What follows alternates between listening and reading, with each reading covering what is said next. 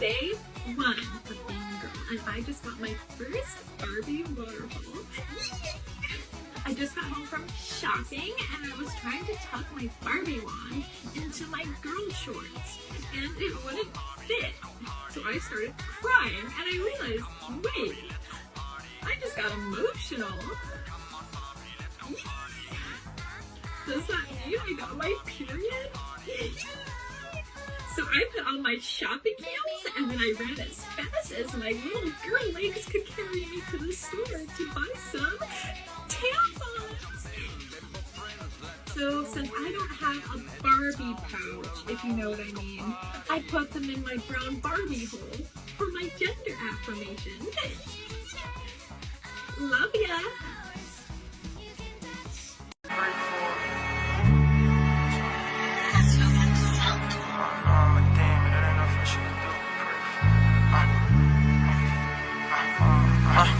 Mama, I know I'm a demon, it ain't nothing she could do but pray for me. Hey guys, it's day one of being a girl, and I just got my first Barbie waterfall. Day 75 of being a girl, and I've been carrying around tampons and pads for the past 2 months, but I've actually never opened one up, so let's do it! Woohoo! I just got home from shopping, and I was trying to tuck my Barbie wand into my girl shorts. And I wore this outfit shopping today, and I thought that these might be my new shopping shorts, but I was walking around and everyone was staring, and I was like, oh, okay, what's going on? And they were all staring directly at my crotch. And I went, oh, I forgot that my crotch doesn't look like other women's crotches sometimes, because mine doesn't look like a little Barbie pocket. And into my girl shorts, and it wouldn't fit. Dylan, you have some options here. Number one, you can stop wearing clothes that fit like this and just find looser fitting items. Number two, I can do a tuck, which is gonna have to be a whole other video, but it's very painful and involved Or number three, I just normalize it and I wear clothes like this, and we all just normalize women having bulges sometimes, because we're coming up on bikini season, baby. So I started crying, and I realized, wait, I just got emotional. Does that mean I got my period? So I put on my shopping heels, and then I ran as fast as my little girl legs could carry me to the store. Ready, go! To buy some tampons. Day 12 of being a girl, and I just picked up some tampons, and y'all are probably thinking, Dylan, where are you gonna put those? So since I don't have a Barbie pouch, if you know what I mean. I thought the letters stood for small, medium, and large based on the size of your Barbie pouch. I put them in my brown Barbie hole for my gender affirmation. Love ya! Bye! Love ya! For those who don't know, TERF stands for Trans Exclusionary Radical Feminist. It's used as a slur. It's used as a way to defame, disparage, attack, isolate, and condemn women who speak up and express concerns about men entering female spaces or taking over women's identity. Hi ladies, how you doing? I want to kill you! Oh yeah, take a number, honey.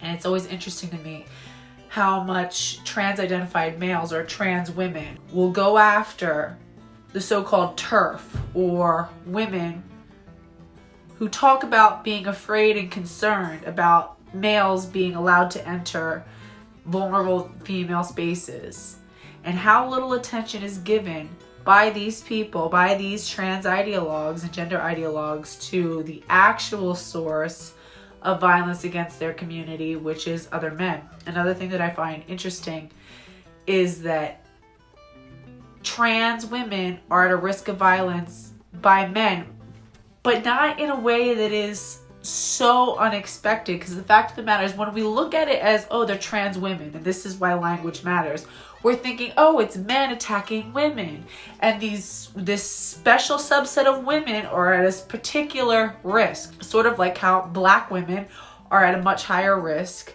of being victims of domestic violence or intimate partner violence. Yet when we correct the language and we say it's male on male violence, well, then it doesn't seem so unusual, because the fact of the matter is that the vast majority of victims of murder and violence are men, and the perpetrators are men. It's male on male violence, which is absolutely what we expect to see. That's not unusual. And yet they spend all of their time focusing on women, because the fact of the matter is this is a whole movement that is about erasing and silencing and negating the voices and the needs of women. Because when you have men taking over the voices of women, they're the ones who get to decide what we need. They're the ones who end up becoming the female spokesman. Sort of like how Dylan Mulvaney is now the spokesman of Tampon. Butterfly in the sky, I can go twice as high. Take a look, it's in a book, a reading rainbow.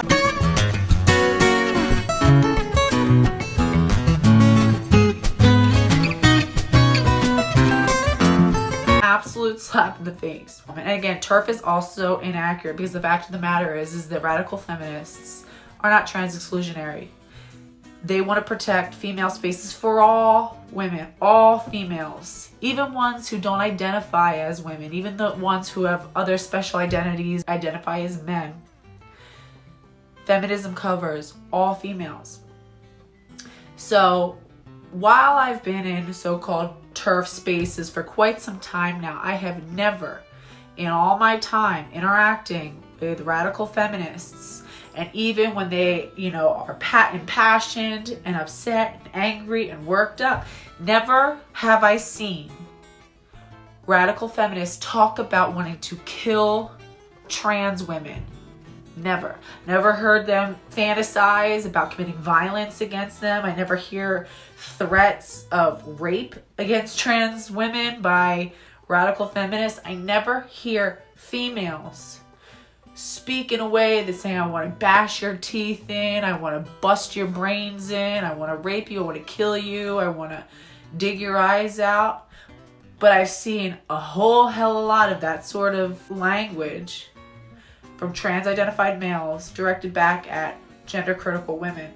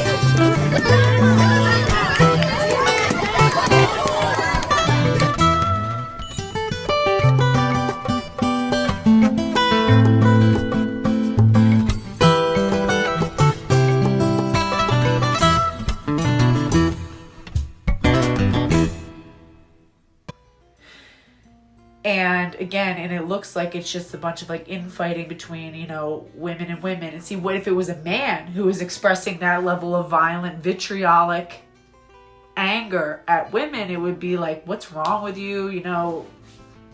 You're sick. But then what it just sounds like, oh, it's a marginalized group, even more marginalized than cis women. It's trans women. They're so marginalized. They're just upset. They're just expressing themselves. No, it's business as usual. Male violence against women and the ideation of committing violence against women. So whereas I highly doubt Dylan has received any of those sorts of threats, and especially not from females, what I can tell you is that a gender-critical woman who made a parody video, a quite accurate, a really cutting parody of Dylan. Wait, I just got emotional. Does that mean I got my period? That was so spot on. It was a caricature of a man doing a caricature of womanhood. Town meeting. Town meeting. Oh God, I look like the president of a sorority, but I'm just gonna run with it. Please take your seats. Day 81 of being a girl has officially commenced. And I've gathered you all here because tomorrow is the start of Pride Month. Woohoo! And I want us to go over some Pride Month housekeeping. Number 1, we are going to have so much fun, it's insane. There's going to be a lot of gay energy, a lot of incredible looks, there's going to be some parades, just you wait. 2, if you follow queer content creators like me, this month is when we make our bread and butter.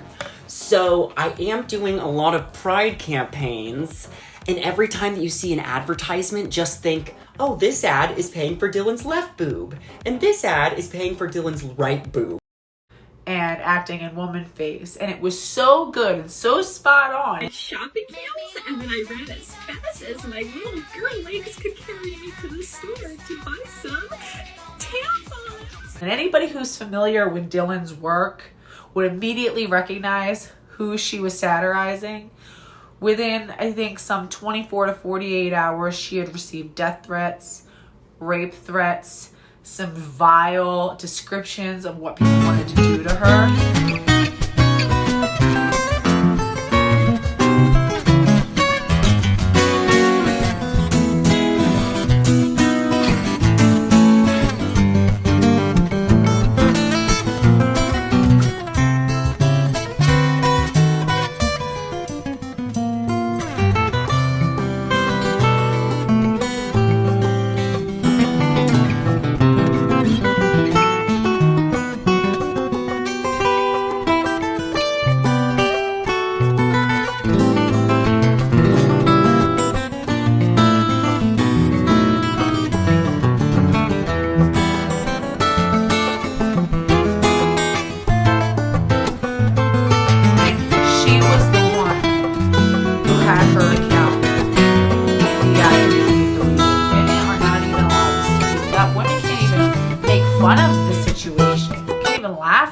That's something that has always been an outlet for people to point out absurdities. If you look like a clown and you're behaving like a clown, and we point that out, it is what it is. But women are no longer, it is so off limits, and now it's a protected class.